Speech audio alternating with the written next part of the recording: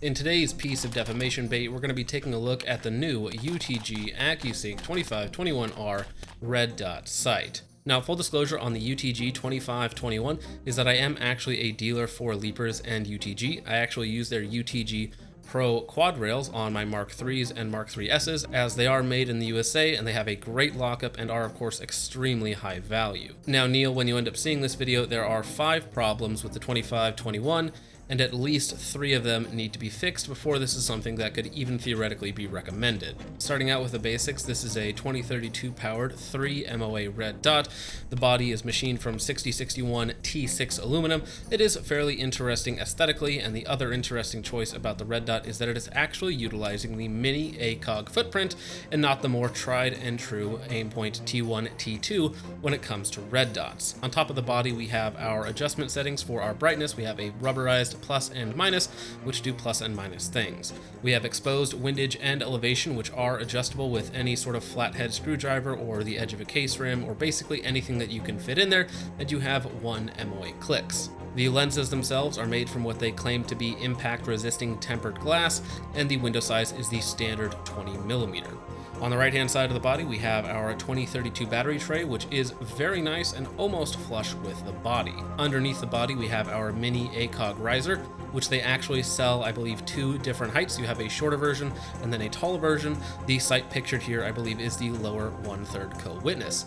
Underneath that, we have our QD mount. Now, the mount itself appears to be of a decent design. So we have a QD lever that has a button to lock and unlock, meaning that it won't accidentally come off the gun, and the crossbolt itself has a large squared off section which will allow it to double as a recoil lug, increasing the contact area between the mount and your upper receiver.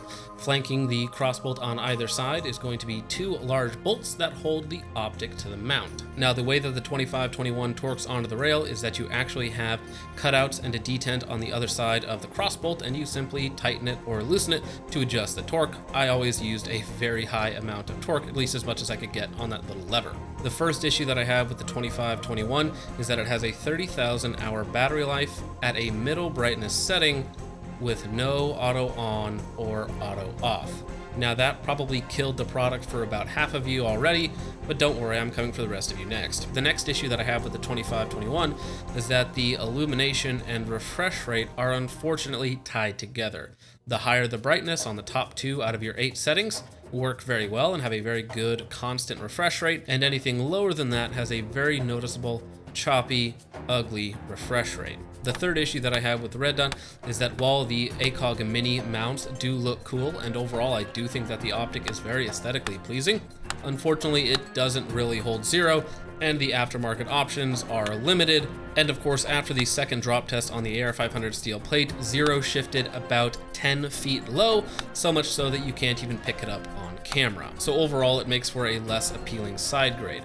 For instance, you probably have to swap out the stock mount on a SIG Romeo 5 because the included mount is garbage, but you have a wide variety of aftermarket mounts and heights to choose from. While you do have some on the mini ACOG, it is nowhere near what it is on the Aimpoint T1, T2 style mounts. The fourth issue with the optic is that the glass itself has a very aggressive blue notch filter, which does make the image overall look much worse. It is very, very noticeable in broad daylight, and when you combo that with the reduced battery life and the lack of auto on, auto off, it's just another notch against the optic. Now, I know that some people don't care about blue tint. I do personally, but if you don't, that's why I put this problem lower on the list. And the last issue that I have with the optic would be much less of an issue if the rest of the problems weren't present. The 2521R has a MSRP of $170, which on its own doesn't seem bad, but you have to remember that places it above the SIG Romeo 5 and above the Holosun 403B, both of which have nearly perfect performance when compared to the price. Again, on its own, $170 MSRP, say 125 street, doesn't sound bad, but when you're competing with cheaper optics that perform better, it kind of knocks you out of the value proposition.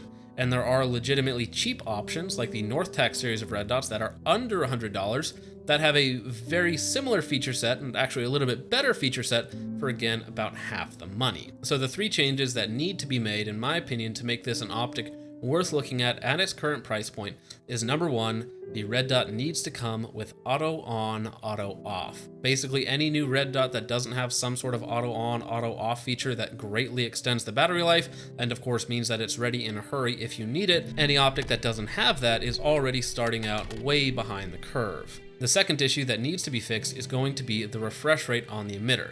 You already only have 8 brightness settings and only the top 2 are really usable, so ensuring a smooth refresh rate throughout the entire illumination range means that you're going to get a more usable optic. Now, a quick word on the brightness settings that it does have. 8 brightness settings with no night vision is perfectly fine in my opinion. This is a cheap red dot. The glass is going to have cheap quality. It's not going to have the same light transmission as an Aimpoint T2 or a Sig Romeo 4 XT Pro or however you pronounce that. So omitting the night vision settings for me personally is perfectly fine. And the last fix is probably the most difficult. Either the mount itself needs to be reworked in some way, or the internals of the optic need to be beefed up a little bit so it does not have that massive point of impact shift. The body itself being 6061 is again perfectly fine. These micro style red dots are nearly impossible to break. I have never had one break on a double drop test on the AR500 steel plate, as the bodies themselves are usually bulletproof and the mounts and the internals are usually the weak point. So in some way, if they could redesign the mount to make it hold 0 a little bit better, or just swap over to a T1, T2 style mount. Again, this is definitely the most difficult, but also necessary to get the most performance out of the optic. The other more minor complaints I have about the optic, of course, the price to performance ratio would be much better if the other performance issues were fixed, and I'm willing to live with the aggressive blue notch filter if the rest of these issues are resolved. So at the end of the day, do I recommend the UTG 2521R? Not really. If at some point they come out with a Gen 2 with updated features and a little bit of fixed performance, at that point I would probably take a look at the updated version and see how it compares to its competition at its price category. But with all that out of the way, guys, thank you so much for watching. I hope you all enjoyed. I will see you next week. God bless.